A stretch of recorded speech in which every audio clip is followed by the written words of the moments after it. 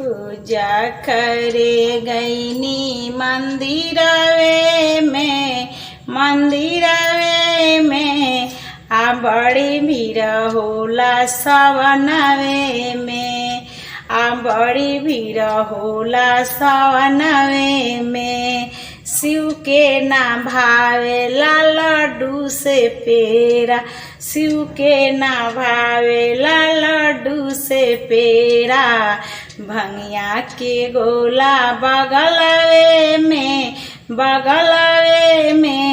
आ बड़ी भीड़ होला सवनवे में आ बड़ी भीड़ होला सवनवे में पूजा करे गईनी मंदिरवे में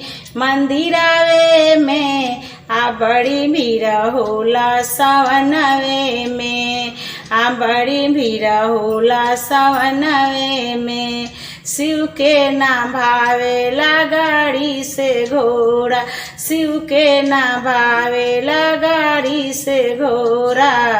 बसहा बैलवा बगलवे में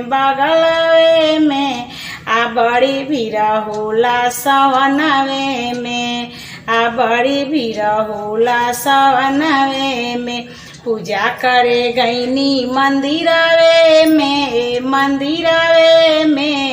आ बड़ी भीड़ होला सवनवे में आ बड़ी भीड़ होला सवनवे में शिव के ना भावेला कोठा अटारी शिव के ना भावेला कोठा अटारी टूटही मरैया बगलवे में आ बड़ी भीड़ होला सवनवे में आ बड़ी भीड़ होला सवनवे में।